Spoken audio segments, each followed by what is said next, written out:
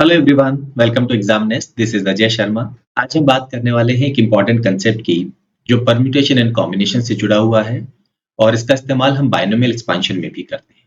Concept बड़ा आसान है। आइडेंटिकल ऑब्जेक्ट्स को डिस्टिंक्ट पर्सन्स में हमें डिस्ट्रीब्यूट करना। फॉर एग्जाम्पल, हमें कहा जाए कि हमारे पास में 5 आइडेंटिकल कॉइन्स हैं और इन आइडेंटिकल कॉइन्स को हमें 3 पर्सन्स ए, बी और सी में डिस्ट्रीब्यूट करना है। तो ये कैसे हम डिस्ट्रीब्यूट कर सकते हैं? जनरली एग्जामिनर्स में कुछ कंडीशंस आपको देंगे। क्या कंडीशन हो सकती है? यहाँ पर ये कहा जाएगा कि A B C whole numbers हैं। होल नंबर्स होने का मतलब क्या है? ये वैल्यूज ले सकते हैं 0, 1, 2, 3 एंड सो ऑन। या ये भी कहा जा सकता है कि A B C natural numbers हैं। कई बार एग्जामिनर नेचुरल नंबर्स वर्ड का इस्तेमाल करेगा और कई बार वो कहेंगे कि ये पॉजिटिव इंटीजर है। नाउ यहाँ पर अगर हम फर्स्ट केस को लेके चलते हैं, होल नंबर है, 5 आइडेंटिकल कॉइन्स है, 3 पर्सन्स में डिस्ट्रीब्यूट करने हैं, कैसे कर सकते हैं? इसके लिए परम्यूटेशन कॉम्बिनेशन का एक और बेसिक कंसेप्ट हमें मालूम होना चाहिए। मान लीजिए हमारे पास में x, y और z ये 3 डिस्टिंक्ट मेंबर्स हैं। हमें इन 3 डिस्टिंक्ट मेंबर्स को अरेंज करना है। रिपीटेशन अलाउ नहीं है, तो जवाब बड़ा सिंपल होता है। 3 डिस्टिंक्ट मेंबर्स हैं तो आंसर होगा 3 फैक्टोरियल। लेकिन अगर हम यहाँ पर ये जो z है इसको रिप्लेस कर दें x से, तो अब कुल कितने अरेंजमेंट्स होंगे? जवाब होगा 3 फैक्टोरियल ओवर 2 फैक्टोरियल, या हम कहेंगे 3 बेस। ऐसा क्यों? x x y एक अरेंजमेंट होगा, x y x दूसरा अरेंजमेंट होगा और y x x तीसरा अरेंजमेंट होगा। लेकिन अगर यहाँ पर ये z होता तो हमारी टोटल अरेंजमेंट 6 होते। x y z x z y y x z y z x z x y z y x। तो यहाँ पर क्योंकि x 2 बार आ रहा था तो हमने क्या किया, उतने ही फैक्टोरियल से जो टोटल अरेंजमेंट थे, जब ये सब डिफरेंट थे, उसको डिवाइड कर दिया और हमारा आंसर आ गया। तो ये बड़ा इंपॉर्टेंट एंड बेसिक कंसेप्ट है जो हमें बहुत जगह इस्तेमाल करने को मिलेगा परम्यूटेशन एंड कॉम्बिनेशन में। ना इस क्वेश्चन में इसको हम कैसे रिलेट करें? ये जो 5 आइडेंटिकल कॉइन्स हैं, लेटर से हम उन्हें रिप्रेजेंट कर रहे हैं लेटर x से। इन 5 कॉइन्स को हमें डिवाइड करना है कितने लोगों में? 3 लोगों में।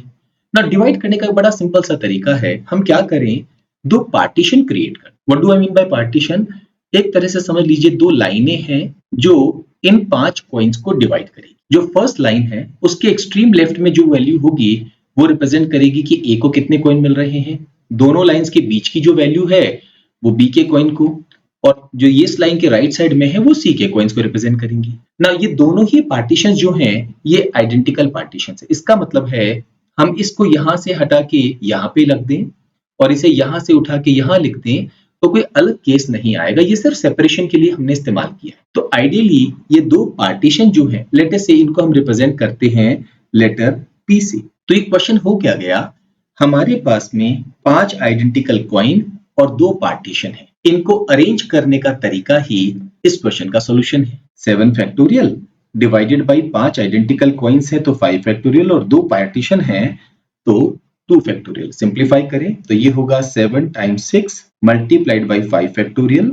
यहाँ पर 5 फैक्टोरियल मल्टीप्लाइड बाय 2, ये दोनों कैंसिल हो गए हैं। 42 बाय 2 करने पर इस क्वेश्चन का आंसर क्या आएगा? 21।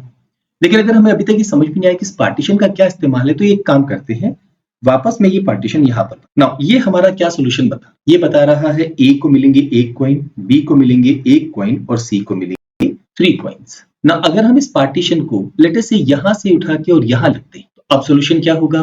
ए को मिलेंगे 1 कॉइन, बी को मिलेंगे 3 कॉइन्स और सी को मिलेंगे 1 कॉइन।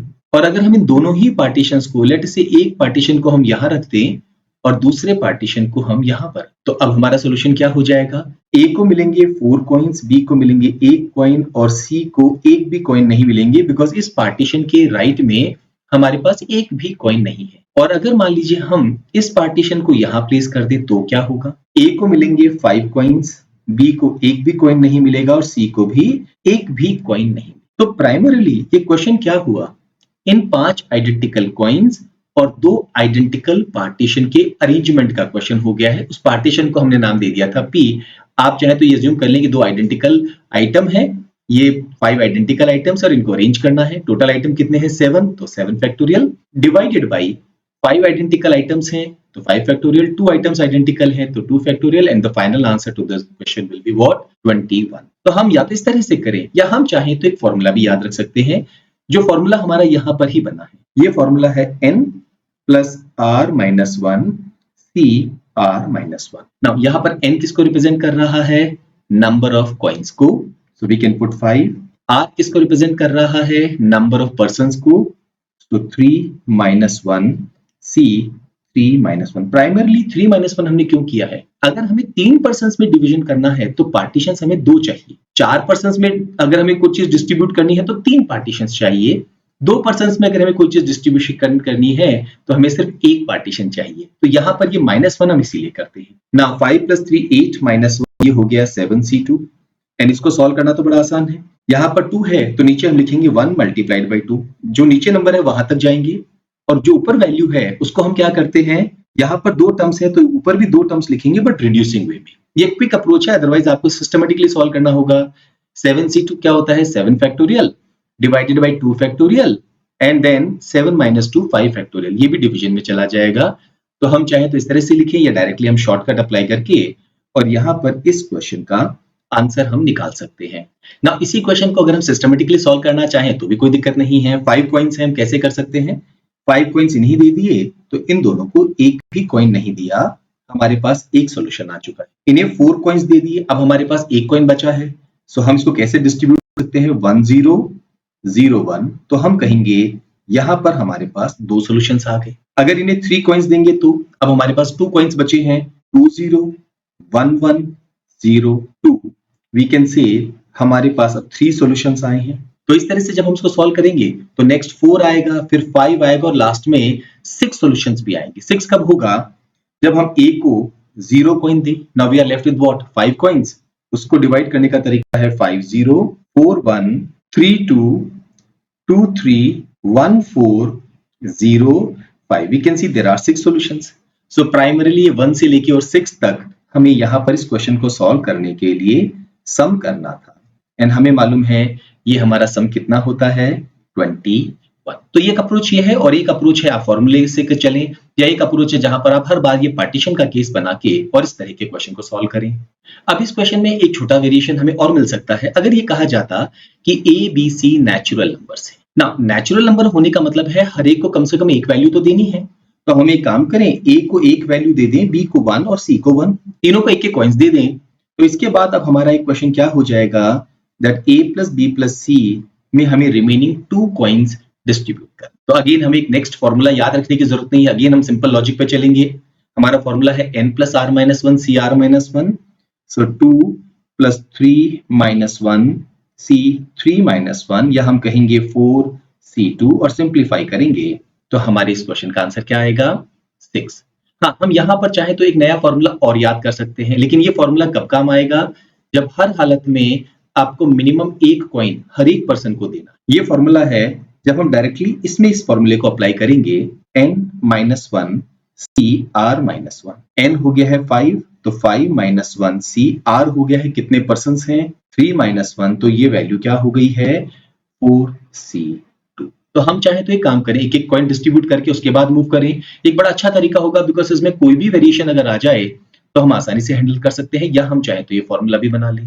अब ये फॉर्मूला कैसे बना? हमारे पास में 5 कॉइन्स हैं, डेफिनेटली हमारे पास वही 2 पार्टीशन अभी भी है, लेकिन अब एक दिक्कत है, हम इन पार्टीशंस को कहां प्लेस कर सकते हैं? हम किसी भी पार्टीशन को यहां प्लेस नहीं कर सकते हैं, क्योंकि अगर हमने यहां प्लेस किया तो जो एक्सट्रीम लेफ्ट होगा उसे 0 मिलेगा, 0 अलाउड नहीं है। तो हमें इन पार्टीशन को प्लेस करने के लिए 1 2 3 एंड 4 ये 4 पोजीशंस हमारे पास हैं। हमें इन 4 में से 2 पोजीशन चुननी होगी और जहां हमें इन पार्टीशंस को प्लेस करना होगा।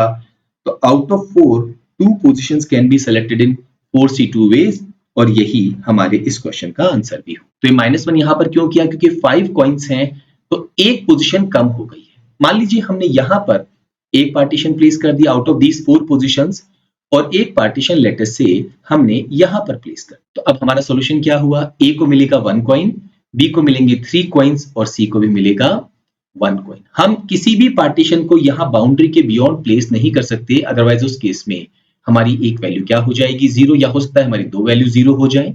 अब इसी क्वेश्चन को पूछने का एक तरीका और है। ये कहा जाए कि अगर हम a plus B plus C raise to the power 5 को एक्सपैंड करें तो टोटल नंबर ऑफ टर्म्स हमारी कितनी होगी। ये क्वेश्चन और ये क्वेश्चन बिल्कुल सेम है। ऐसा क्यों है? मान लीजिए अगर मैं आपसे कहूं कि a प्लस बी का होल स्क्वायर करने पर कुल कितनी टर्म्स आएंगे, तो हम कहेंगे a square plus 2 times A B plus B square. लेकिन अगर आप ध्यान से देखें तो व्हाट वी फाइंड हियर कि हमने a प्लस बी को समझ लीजिए 2 आइडेंटिकल कॉइन्स डिस्ट्रीब्यूट करने हैं। a को 2 कॉइन दिए और b को 0 कॉइन दिया। ये वाला केस है जहां पर a की पावर 2 है, b की पावर 0 है। a को 1 कॉइन दिया, b को 1 कॉइन दिया। दिस इज द केस जहां a और b दोनों की पावर्स 1 है। a को एक भी कॉइन नहीं दिया और b को 2 कॉइन दिए। This is the case. तो क्वेश्चन हमसे इस तरह से पूछा जाए या इस तरह से पूछा जाए, बात एक ही है। एग्जाम्स में क्वेश्चंस कई बार डायरेक्टली भी पूछे जाते हैं और कई बार उन्हें थोड़ा बहुत घुमा फिरा के पूछा जाता है। तो कुछ क्वेश्चंस पे नजर डालते हैं जो पास्ट ईयर्स में पूछे गए हैं। इस क्वेश्चन में हमें total number of positive integer solutions निकालने हैं। तो यहाँ पर ये मल्टीपल केसेस हो गए। सबसे पहला केस क्या हो गया? a plus B plus C is equal to 21। फिर ये 22 का केस हो जाएगा, एक 23 का, 24 का और 25 का। ना क्योंकि हम पॉजिटिव इंटीजर की बात कर रहे हैं, ये वो केस हो गया जहां पर पार्टीशन को हम बाउंड्रीज के बियॉन्ड प्लेस नहीं कर सकते हैं। तो हमारा फॉर्मूला क्या है? n माइनस 1 सी r माइनस 1। n है यहाँ पर 21, तो 21 माइनस 1 करेंगे तो ये हो गया 20 सी r माइनस 1, r है 3 तो 20 c2। और अगर 22 हो जाए तो ये हो जाएगा 21 c2, 22 c2, 23 c2 and finally 24 c2। बस अब तो हमें इसको सिंप्लीफाई करना है। क्विक कैलकुलेशन कर सकते हैं। 20 मल्टीप्लाइड बाय 19 अपॉन 1 इंटू 2, नीचे 2 आएगा हर बार। 20 upon 2 10, 10 multiplied by 19 will get 190। 21 multiplied by 20 upon 2, so 20 by 2 10, 10 multiplied by 21 ये हो गया 210। 22 मल्टीप्लाइड बाय 21 अपॉन 2, 22 को 2 से कैंसिल करेंगे 11, 11 मल्टीप्लाइड बाय 21 हमें मिलेगा 231। 23 मल्टीप्लाइड बाय 22 अपॉन 2 ये हो गया 23 multiplied by 11 253 and then 24 multiplied by 23 upon 2 ये हो गया 12 मल्टीप्लाइड बाय 23 या हम कहेंगे 276। और इन सबको अगर हम ऐड कर दें तो हमारे इस क्वेश्चन का आंसर क्या होगा? 1160। Next question. In how many ways can 7 identical erasers be distributed among 4 kids? Let us say उन kids को हमने नाम दे दिया है A, B, C and D। हमें 7 identical eraser distribute करने हैं। Each kid gets at least 1 eraser। हर एक को एक एक eraser तो मिलेगा ही मिलेगा। But nobody gets more than 3 erasers। Maximum किसी को 3 erasers मिल सकते हैं, 3 से ज्यादा नहीं। Now अगर हम out of 7 erasers 4 erasers सबको डिस्ट्रीब्यूट कर दें तो अब हमारा ये क्वेश्चन क्या होगा? 3 आइडेंटिकल इरेजर्स को 4 पर्सन्स में डिस्ट्रीब्यूट करना है। बट यहाँ एक रेस्ट्रिक्शन भी है कि हम किसी को भी 3 से ज्यादा इरेजर्स नहीं दे सकते। दैट मीन्स हम सारे के सारे इरेजर किसी एक पर्सन को नहीं दे सकते हैं। अगर ऐसा हुआ तो उसके पास 4 इरेजर्स और बाकी तीनों के पास 1 इरेजर हो जाएगा। तो हम यहाँ पर मैक्सिमम 2 इरेजर किसी को डिस्ट्रीब्यूट कर सकते हैं। तो एक काम करते हैं, इस क्वेश्चन को करने के लिए हम अपना नॉर्मल फॉर्मूला अप्लाई करते हैं।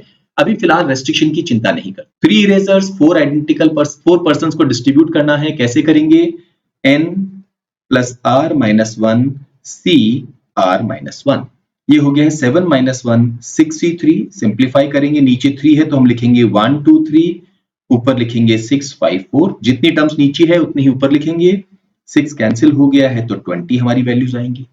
बट इनमें से हमें वो केसेस सब्ट्रैक्ट करने होंगे जो परमिसिबल नहीं है। वो कौन से केसेस होंगे? जब हम इन्हें 3 कॉइन्स दे दें एडिशनल और इनको कोई भी कॉइन ना दें, या इन्हें 3 दे दें और इन्हें कोई भी ना दें, या इन्हें 3 दे दें, इन्हें एक भी कॉइन ना दें, या इन्हें 3 दे दें और इनको किसी को भी एक भी कॉइन और ना दें। तो यहाँ पर क्या होगा? इन्हें 4 कॉइन, बाकी सबको 1 कॉइन। बट 4 कॉइन वाला केस परमिसिबल नहीं है। तो ये जो 4 केसेस हमने बनाए हैं इसे हमें सब्ट्रैक्ट करना होगा from the total cases possible. हमारे क्वेश्चन का आंसर क्या आएगा? 16। चलिए एक क्वेश्चन और कर लेते हैं।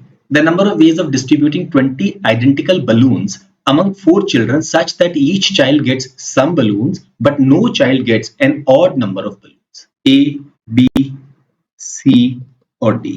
इनमें 20 balloons हमें डिस्ट्रीब्यूट करने हैं।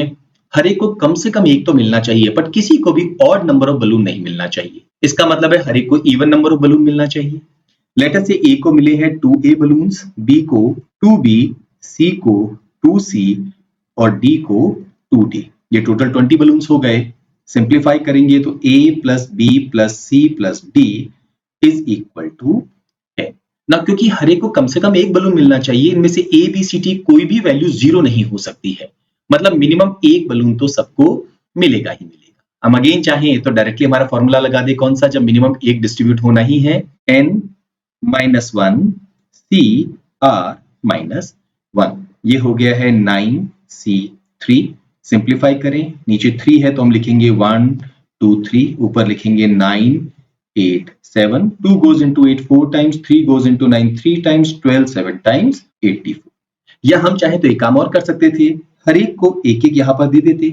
अब हमारे पास 10 की जगह कितने बचेंगे, 6, और उन्हें डिस्ट्रीब्यूट करना है। We can use the first formula that is n plus r minus 1 C R minus 1, 10 minus 1 9c3। Again हमारे पास सेम वैल्यू आएगी, क्योंकि हमारा फॉर्मूला चाहे हम फर्स्ट यूज करें या सेकंड यूज करें, कोई डिफरेंट रिजल्ट हमें यहाँ पर नहीं देगा। यहाँ पर एक ट्रिकी क्वेश्चन भी पूछा जाता है, जैसे मान लीजिए कहा जाए ए बी और सी के बीच में 5 आइडेंटिकल कॉइन्स डिस्ट्रीब्यूट करने हैं ना। जरूरी नहीं कि 5 करें, हो सकता है हम 5 करें, हो सकता है 4 करें, 3 करें, 2 करें, 1 करें, या एक भी डिस्ट्रीब्यूट ना करें। अब बताइए कुल कितने केसेस होंगे।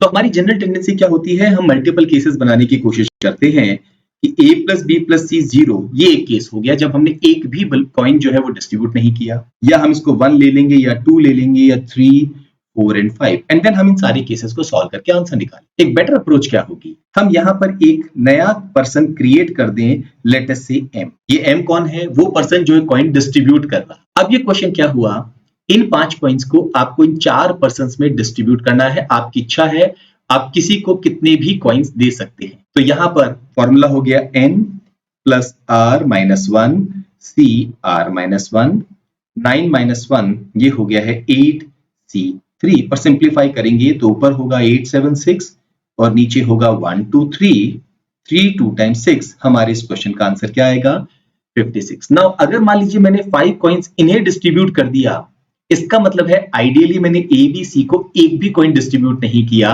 ये वाला केस। अगर m को हमने 4 कॉइन्स डिस्ट्रीब्यूट कर दिए, what does it mean, A B C को हमने 1 कॉइन डिस्ट्रीब्यूट किया है। और अगर हमने m को एक भी कॉइन डिस्ट्रीब्यूट नहीं किया, इसका मतलब है हमने ए बी सी को 5 कॉइन्स डिस्ट्रीब्यूट कर दिए। तो कंसेप्ट मुश्किल नहीं है, लेकिन हाँ, इसका एप्लीकेशन एग्जाम में आपको अलग अलग फॉर्म में मिलेगा, और हर एग्जाम में आपको इसके क्वेश्चन जरूर मिलेंगे। आज के लिए इतना ही काफी है।